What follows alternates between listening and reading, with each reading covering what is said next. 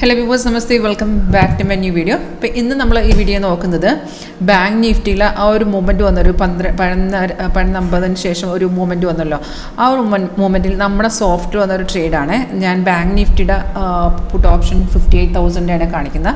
Actually bank Nifty നമുക്ക് രാവിലെ തന്നെ ട്രേഡ് വന്നിട്ടുണ്ടായിരുന്നു കേട്ടോ. 9:20 ട്രേഡ് വന്നത്.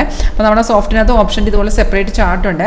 അപ്പോൾ നമുക്ക് CDMPയുടെ സെപ്പറേറ്റ് ചാർട്ടുകൾ കിട്ടും. അപ്പോൾ അതിൽ തന്നെ സോഫ്റ്റ്വെയർ നമുക്ക് കാണിച്ചു തരും, എൻട്രി ലെവലും എക്സിറ്റ് ഒക്കെ കാണിച്ചു. അപ്പോൾ ഈ ഒരു ഞാനിപ്പോൾ ലൈവ് കാണിക്കുന്ന വീഡിയോ നിങ്ങൾക്ക് ഇതിൻ്റെ ഒരു ഫ്രീ ക്ലാസ് അറ്റൻഡ് ചെയ്യാൻ താല്പര്യമുണ്ടെങ്കിൽ കോൺടാക്ട് ചെയ്ത് സിമ്പിളായിട്ട് പഠിച്ചെടുക്കാവുന്നതാണ്. അപ്പം താല്പര്യമുണ്ടെങ്കിൽ വീഡിയോ എടുത്താൽ ഡിസ്ക്രിപ്ഷൻ ബോക്സിൽ കോൺടാക്ട് ഡീറ്റെയിൽസ് കൊടുത്തിട്ടുണ്ട്. കോളർ വാട്സപ്പ് സെയിം നമ്പർ തന്നെയാണ്. അപ്പോൾ ഞാനിപ്പോൾ കാണിക്കുന്ന പുട്ട് ഓപ്ഷൻ 58,000 വന്ന ട്രേഡാണ്. 445 നമുക്ക് ഈ ട്രേഡ് വന്നത്.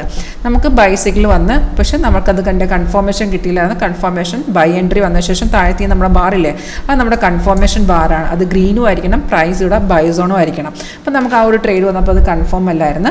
അതൊക്കെ ശേഷം നമുക്ക് കൺഫർമേഷൻ കിട്ടിയ എവിടെയാണെന്ന് അറിയാം, ഈ ഒരു ലെവലാണ് നമുക്ക് ആ കൺഫർമേഷൻ കിട്ടിയത്. ആ ലെവലിൽ നിന്നാണ് മാർക്കറ്റ് കയറി തുടങ്ങിയത്.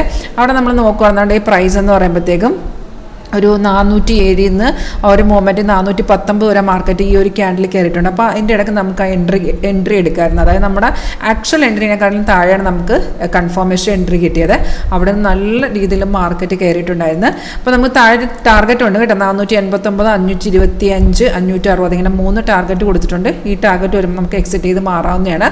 പിന്നീട് ഒരു റീ എൻട്രി നമുക്ക് എടുക്കാം. നമ്മൾ എൻട്രി എടുത്ത ശേഷം ഇങ്ങനെയുള്ള വൺ സൈഡ് മാർക്കറ്റിൽ ഇങ്ങനെ മൂവ്മെൻറ്റ് കണ്ടിന്യൂ ചെയ്യാമെന്നുണ്ടെങ്കിൽ നമ്മൾ ഓൾറെഡി ഒരു ട്രേഡ് എടുത്ത ശേഷം പിന്നീട് ഈ ഒരു റെഡ് സ്റ്റാർ കണ്ട റെസിസ്റ്റൻസ് ആണ്, അതിന് ബ്രേക്ക് ചെയ്യുന്ന ലെവൽ വെച്ച് നിങ്ങൾക്ക് വേണമെങ്കിൽ റീ എൻട്രി ചെയ്യാം മാർക്കറ്റിൽ. അല്ലാതെ വെറുതെ നമ്മൾ കയറി റീ എൻട്രി ചെയ്യല്. നമുക്ക് ഓൾറെഡി മാർക്കറ്റിൽ കയറി നമുക്കൊരു പ്രോഫിറ്റ് വന്ന് പിന്നെ നമുക്കൊരു റീ എൻട്രി എടുക്കണമെങ്കിൽ റെസിസ്റ്റൻസിനെ ബ്രേക്ക് ചെയ്യുന്ന ലെവൽ വെച്ച് മാത്രം എടുക്കുക.